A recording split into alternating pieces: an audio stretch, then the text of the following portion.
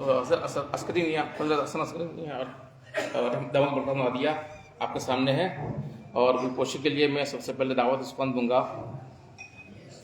سلیم پیش امام اردو شاہ مسجد کے پیش امام کو دعوت دوں گا کہ وہ گلپوشی کریں۔ نعرہ تکبیر، نعرہ رسالت، حضور فاضل بغداد زندہ باد، فاضل بغداد زندہ باد۔ اور پھر میں دوسرا حضرت سید گر بابو میں دعوت عثمان دوں گا کہ وہ آئے اور گلپوشی حضرت فرمائیں۔ نعرہ تکبیر، اللہ اکبر، نعرہ رسالت، یا رسول اللہ، حضور فاضل بغداد زندہ باد، حضور فاضل بغداد زندہ باد، نعرہ تکبیر، نعرہ رسالت، یا رسول اللہ۔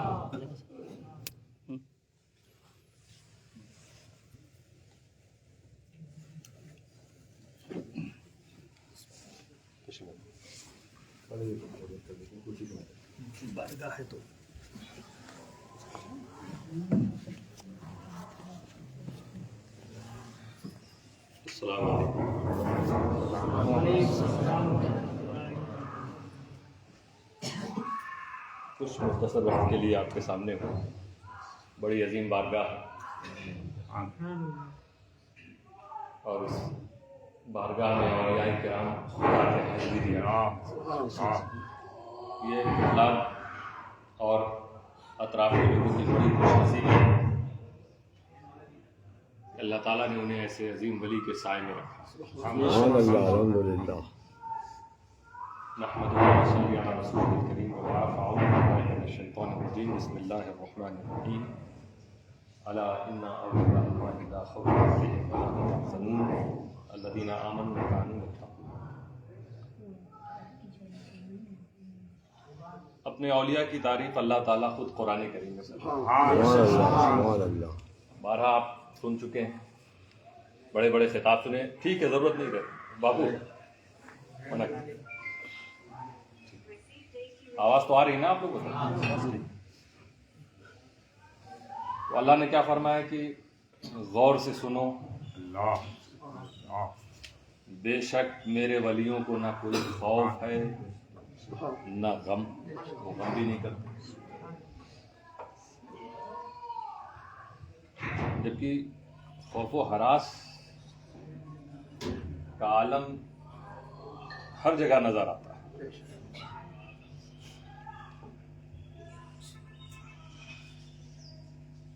ہر شخص ایک دوسرے کو ڈرانے کو لگا، کبھی لوگ حکومتوں سے ڈرتے ہیں، کبھی پرشاسن سے ڈرتے ہیں، کبھی شاسن سے ڈرتے ہیں، کبھی ٹیچر سے ڈرتے ہیں، کبھی مکان مالک سے ڈرتے ہیں، نہ سب کے اپنا جہاں کام کرتے ہیں اس سے ڈرتے ہیں۔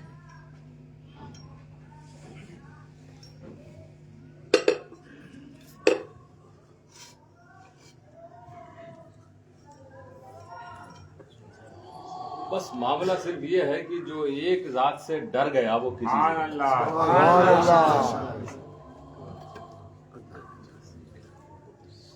کافی تھا، اتنی رحمت کرنا کی۔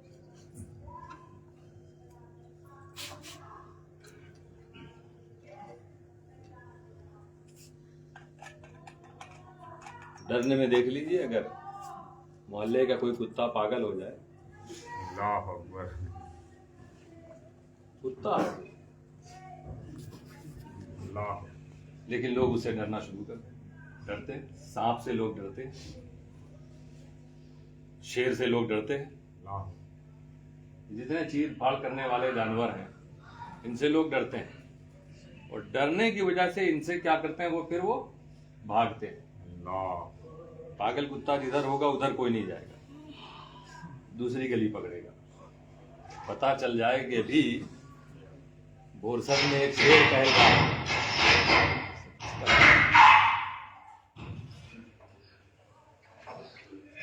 تو پرلاد والے ادھر نہیں جائیں گے، ارے بھائی رہنے دیتے۔ کسی مکان میں کسی کو خبر دے دی جائے کہ اس میں سانپ ہے، کوئی سوئے گا اس میں؟ حضرت شیخ الاسلام اپنے خطاب میں ایک واقعہ سناتے تھے نا کہ ایک صاحب کسی کے گھر مہمان ہوئے اور میزبان جو تھا صاحب خانہ اس نے بہت عمدہ ہر چیز انتظام کیا اور بس یہ کہا آخری میں کہ حضرت سب کچھ بہت آپ کے لیے آرام دہ ہے، یہاں پہ ہر طرح کا انتظام ہے، بس ایک سوراخ کمرے میں ہے اس کے اندر کبھی کبھی سانپ آتا ہے۔ تو بتاؤ سونے والا چین سے سو پائے گا؟ نہیں، تو فوراً کمرہ چینج کرے گا، گھر چینج کرے گا۔ تو جس چیز سے ڈرتے ہو آپ، اس سے ہم لوگ بھاگتے ہیں۔ لیکن جو بات خوف خدا کی ہے اس کی شان یہ ہے کہ خدا سے خوف رکھنے والا، خدا سے ڈرنے والا خدا کی طرف بھاگتا۔ یہ فرق ہے دوست۔ یہ ایذا دینے والے جانوروں سے جو ڈرا وہ ان سے بھاگتا ہے کہ ان سے دور رہو، اور اللہ سے ڈرنے والا اللہ کے قریب جاتا ہے۔ جتنا زیادہ ڈرے گا اتنا زیادہ اسے قرب حاصل ہوگا، اتنا اللہ اس کو قریب کرتا رہتا، اتنا قریب کرتا رہتا کہ رب قدیر اسے اپنے رنگ میں رنگ دیتا، ایسا رنگ دیتا ہے کہ اب حدیث کے اس روایت کے مطابق اذا رؤوا ذکر اللہ، اب اس خدا سے ڈرنے والے، خدا کے رنگ میں رنگے ہوئے والے کو کوئی دیکھے گا تو اسے خدا یاد آئے۔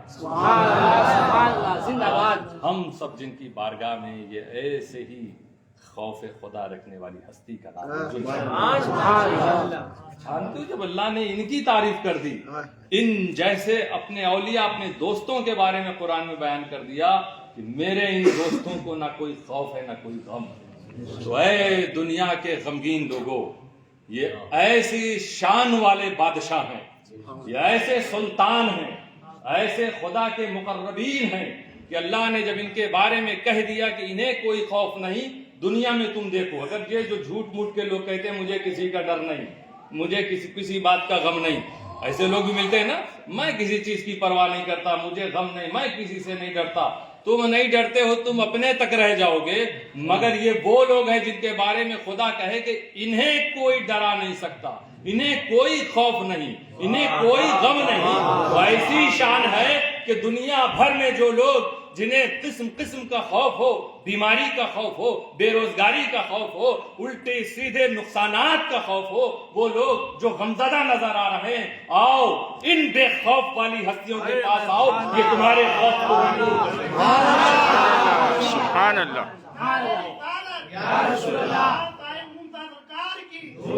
اے بیمار، اپنی بیماری سے ڈر مت، اور حسن شاہ کی بارگاہ میں آ، تجھے شفا ملے۔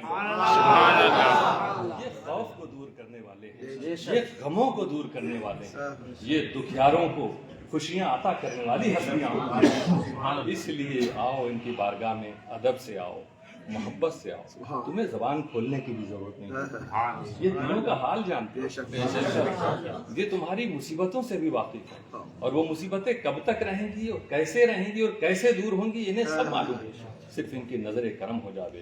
اس لیے بزرگوں کی بارگاہوں میں ہمیشہ ادب۔ ہم نے جیسا آپ ہی کے بستی کے لوگوں نے بتایا کہ حضرت سید شاہ حضور بابا ملت تنویر اشرف اشرفی الجیلانی تنہائی میں آیا کرتے تھے، ایک دو لوگوں کے ساتھ، کبھی کبھی رات کے اندھیرے میں آیا کرتے تھے اس ہستی کی زیارت کے لیے، ان سے ملاقات کے لیے، اور آنے کے بعد وہ ایسے نہیں جا کے مزار شریف کے پاس کھڑے ہو جاتے تھے، دور کھڑے ہوتے تھے۔ ادب ان کا یہ رہتا تھا، دور کھڑے ہو کے کہتے تھے نہیں میں آگے نہیں جاؤں گا، آگے مجھے شہداء نظر آ رہے ہیں۔ اتنی مبارک ہستیاں یہاں مت ہو، ان کے بیچ میں، ان ستاروں کے بیچ میں ایک چاند اور جنشا کی شکل، تو آؤ روشنی لینے والوں، آؤ یہاں تمہیں روشنی ملے گی، اپنے غموں کے مارو تم آؤ، غموں سے نجات تمہیں یہاں ملا کرے گی، بس شرط یہ ہے کہ وہ محبت، وہ ادب بجا لاؤ۔ آؤ پوچھو کہ سرکار ہم تو آپ سے یہ مانگتے ہیں، آپ ہم سے کیا چاہتے ہیں؟ اگر تم عقیدت کے کانوں سے سنو گے تو خود سمجھ جاؤ گے کہ یہ چاہتے ہیں کہ میرے پاس آنے والے تو آ، لوٹ تو محمد مصطفیٰ کا سچا غلام بن کے جا، تو میرے نبی کی سنتوں پر عمل کرتا نظر آ، جا تو ان کے احکام پر عمل کرتا نظر آ۔ قرآن کریم میں اسی آیت کریمہ میں جہاں اللہ تعالیٰ فرما رہا ہے کہ میرے ولیوں کو نہ کوئی غم ہے نہ کوئی خوف ہے، آگے فرماتا ہے یہ کون ہے میرے ولی؟ الذین آمنوا وکانوا یتقون۔ یہ اللہ نے ڈیفینیشن دیا، اللہ کا ولی کس کو کہتے ہیں؟ یہ نہیں کہ جو کوئی بھی کہیں بھی آپ کو آئے اور کچھ ایسا دکھا دیا جو اچنبھت کرنے والا، تعجب میں پڑ گئے، ارے یہ تو بالکل ایک چیز تھی جو ہمیں نظر آ رہی تھی، غائب کر دی. ہم اس کے پاس پہنچے، اس نے پتہ نہیں کیسے ہمارے سارے حالات کو بیان کر دیا. ہم اس کے پاس پہنچے، کرشمہ دکھا دیا. یہ پہچان ولیوں کی نہیں. ولی کی تعریف و پریبھاشا اور ڈیفینیشن یہ نہیں. قرآن میں فرما رہا ہے اللہ تعالیٰ الذین آمنوا وکانوا یتقون، ولی وہ ہیں جو ایمان والے ہیں، وکانوا یتقون، اور جو متقی ہوتے ہیں، جو پرہیزگار ہوتے ہیں، جو خوف خدا والے ہوتے ہیں، خدا سے ڈرنے والے ہوتے ہیں. مالک سے ڈرنے والا مالک کی بات پر عمل کرتا ہے. اسی طرح سے میرے دوستو، اللہ سے ڈرنے والا اللہ کی بات پر عمل کرے گا. اگر تم پابندی کے ساتھ خدا کے حکم پر عمل کر رہے ہو، کہہ سکتے ہو تم ہم خوف خدا والے ہیں، اللہ سے ہم ڈرتے ہیں. لیکن خدا نے حکم دیا ہے تمہیں، نمازوں کا حکم دیا ہے، والدین کی خدمت کا حکم دیا ہے، بیوی کے حقوق ادا کرنے کا حکم دیا ہے، آپس میں ایک دوسرے سے محبت کا حکم دیا. اس پر عمل نہ کرو اور کہو ہم خدا سے ڈرتے ہیں، تو تمہاری بات میں سچائی کہاں نظر آ رہی ہے؟ یہ پہچان ہوتی ہے دوستو اللہ والوں کی، کہ وہ ایمان والے ہیں اور ایمان کے ساتھ ساتھ کانوا یتقون، کہ وہ تقوی والے ہوتے ہیں، پرہیزگاری والے ہوتے ہیں. تقوی کہتے کس کو ہیں؟ تو خود حضرت علی نے فرمایا الخوف من الجلیل، اللہ سے خوف کا نام تقوی، اللہ سے ڈرنے کا نام تقوی. اللہ تعالیٰ کا خوف رکھو. یہ دیکھو، یعنی ولی وہ ہوگا جو خدا کا خوف رکھے. اور آیت میں پہلے کیا بتایا؟ اللہ کہہ رہا ہے کہ میرے ولیوں کو کوئی خوف نہیں. کیوں کوئی خوف نہیں؟ کیونکہ ایک خوف ایسا ہے جو ان کے دل میں ہے، اس خوف کی وجہ سے سارے خوف سے اللہ تعالیٰ ان کو بے نیاز کر سکتا. تو جو اللہ سے ڈرے وہ متقی ہوتا ہے. روایت کا آگے کا ٹکڑا والعمل بالتنزیل، جو تنزیل یعنی قرآن کریم پر جو عمل کرے، قرآن کے احکام پر جو عمل کرے، وہ اللہ والا ہوتا ہے، وہ متقی ہوتا ہے. اور تیسری بات ہے الاستعداد لیوم الرحیل، کوچ کرنے والے دن کی تیاری. جب آپ کا سفر ہوگا قبر کی طرف، برزخ کی طرف، آخرت کی طرف، یہ دن جو آپ کا ڈے آف ڈیتھ ہے، اس کی تیاری. اصل میں تو اس کو مر جانا کہتے ہیں، مگر وہاں سے شروعات ہو رہی، پہلی منزل وہیں ہے آپ کی. اس کی تیاری، استعداد کا مطلب تیاری کرنا. جیسے کل آپ کا کہیں صبح سفر ہو تو آپ کچھ تیاری کرو گے نا. یہاں سے آپ کو بنگال کی طرف جانا تو ریلوے کا ٹکٹ ہونا چاہیے نا، فلائٹ کا، ٹرین کا. ایسے ہی آپ کہہ رہے ہیں کہ میں جاؤں گا، کوئی تیاری نہیں. ایک دو جوڑا کپڑا رکھو گے نا، کچھ پیسے کی رہے گا نا، بینک سے نکال چکے ہوگے کہ اس کو سفر میں ہمارے کام آئے گا. گھر میں کہو گے نا کہ کل تھوڑا سا کچھ توشہ بنا دینا، کچھ کھانے پینا راستے کے لیے. تو یہ سب چیزیں، وہاں ٹھنڈک ہے تو سویٹر بھی چاہیے. تو اب یہ جو سفر کی تیاری جو دنیا میں تم کر رہے، ایک سفر قبر کا ہونے والا آخرت، اس کی کیا تیاری؟ اور یہ سفر تو معلوم ہے کہ کل ہے، پرسوں ہے، ایک مہینے بعد ہے، 20 جنوری ہے کہ 22 جنوری ہے کہ 23 فروری ہے. لیکن یہ سفر کا تو پتہ ہی نہیں کہ صبح آ جائے بلاوا، کل دن میں آ جائے بلاوا. تو اس کا مطلب فروری والے کی تو ہم جنوری کے آخری میں تیاری کر لیں کیونکہ معلوم. لیکن جس کا معلوم نہ ہو تو ہر وقت تیار رہنا پڑے گا. جو ہر وقت خدا کا خوف رکھے گا وہی خدا کا ولی ہوتا ہے. یہ بزرگان دین یہی چاہتے ہیں کہ اے میرے چاہنے والوں، آؤ تم بھی خدا کا خوف شروع کرو. اللہ کا حکم ہے رزق حلال کا، تو رزق حلال، دھوکہ دے کے کوئی رزق مت حاصل کرنا، وہ روزی مت لینا، پھینک دینا ایسی روزی ہے، ایسے پیسوں کو جو رشوت کے ذریعے آئے، کسی کو دھوکہ دے کر آئے، کسی کو تکلیف پہنچا کر آئے، تو وہ رزق حرام ہے تمہارے لیے. خدا کا خوف ہوگا تو تم سوچو گے رزق دینے والا تو وہ ہے. جب اس نے ذمہ داری لے لی ہے رزق کی، تو ہم کیوں بلا وجہ جائیں رزق حرام کی طرف؟ کیوں ہمیں؟ کیونکہ کوچ کرنے کے دن کی تیاری کرنے کی. یہی رزق حرام کل قبر میں ہمارے لیے مصیبت بن جائے گا. زمینیں ہیں، آپس میں بٹواروں میں اختلاف ہو جاتا بھائیوں. کبھی کبھی کچھ لوگ ایک دیوار، ایک فٹ آدھا فٹ کے لیے حق مار دیتے، حق تلفی کرتے تھے. قبر دبائے گی دوستو، 1 انچ بھی اگر کسی کا حق مان لیا.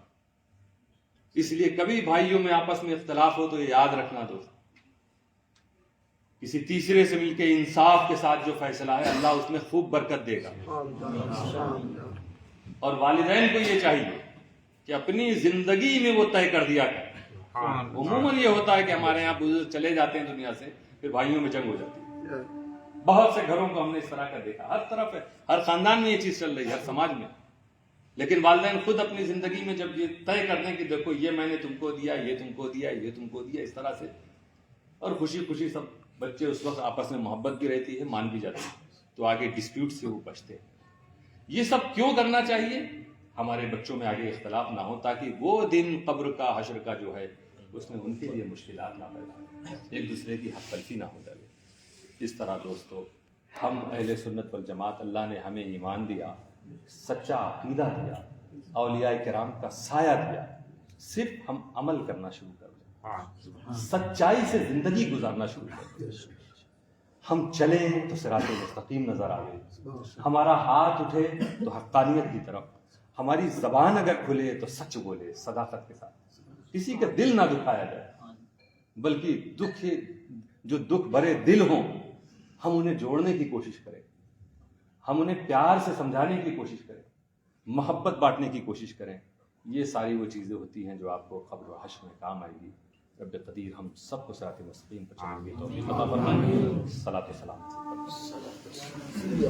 یا نبی سلام علیکہ، یا رسول سلام علیکہ، یا حبیب سلام علیکہ، صلوات اللہ علیکہ. آپ کے رتبے بڑے ہیں، ہم گناہوں میں جڑے ہیں، بخش دو جتنے کھڑے ہیں، سب یہاں چھوٹے بڑے ہیں. یا نبی سلام علیکہ، یا رسول سلام علیکہ، یا حبیب سلام علیکہ، صلوات اللہ علیکہ. والسلام علیکم یا رسول اللہ وعلی آلک واصحابک یا حبیب اللہ. الہ العالمین مولا الکریم، اس ہم سب کے اجتماع کو قبولیت کا درجہ عطا فرما، ہمارے گناہوں کو بخش دے، علم و عمل کی توفیق عطا فرما، اپنے محبوب ولی سرکار الدین شاہ کے فیضان سے مالا مال فرما، ان کے توسل سے ہم سب کو سچی توبہ کی توفیق عطا فرما، ہم سب کو ایک کر دے، ہم سب کو نیک کر دے، ہمیں خوف خدا عطا فرما، قرآن پر عمل کی توفیق عطا فرما، مولا کوچ کرنے والے دن کی ہم سب کو تیاری کی توفیق، ہماری زندگی میں آسانیاں پیدا فرما، بیماروں کو شفا عطا فرما، بے روزگاروں کو جائز روزگار عطا فرما، کاروبار والوں کے کاروبار میں برکتیں نازل فرما. مولا تیرے اس گھر اور تیرے محبوب کے اس دربار کی خدمت میں جو لوگ لگے ہوئے ہیں ان کی خدمتوں کو قبول فرما، اس کی جزا انہیں دنیا اور آخرت میں عطا فرما. تمام سلسلوں کے فیضان سے ہم سب کو مالا مال فرما، تمام سادات کرام، مشائخ اعظام، علماء کرام کی حفاظت فرما، حضور شیخ الاسلام کے سائے کو دراز فرما. مولا ہم سب کو جب تک زندہ رکھ اسلامی زندگی کے ساتھ زندہ رکھ، موت دے تو ایمان کے ساتھ موت نصیب فرما، ہمیں دین و سنیت کی پوری زندگی خدمت کرنے کی توفیق عطا فرما. امام عشق و محبت امام احمد رضا کی تعلیمات پر عمل کی توفیق عطا فرما. مولا اہل سنت والجماعت کو ایک کر دے، فلسطین کے مسلمانوں کی مدد فرما، فلسطین کو آزادی عطا فرما. الہ العالمین ہمارے اس قصبے کو، صوبے کو، ملک کو خوشحالی عطا فرما، ہر قسم کی پریشانیوں سے نجات دے. الى روح النبی صلی اللہ تعالی علیہ وسلم و الى ارواح جمیع الانبیاء والشہداء والصالحین. الفاتحہ.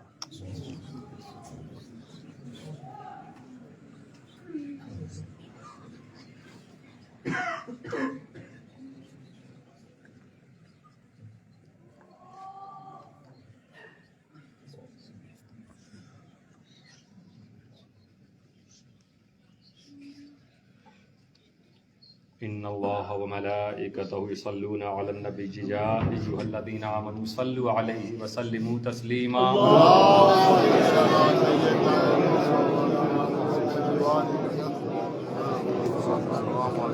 صلى الله عليه وسلم محمد وآله وصحبه أجمعين برحمته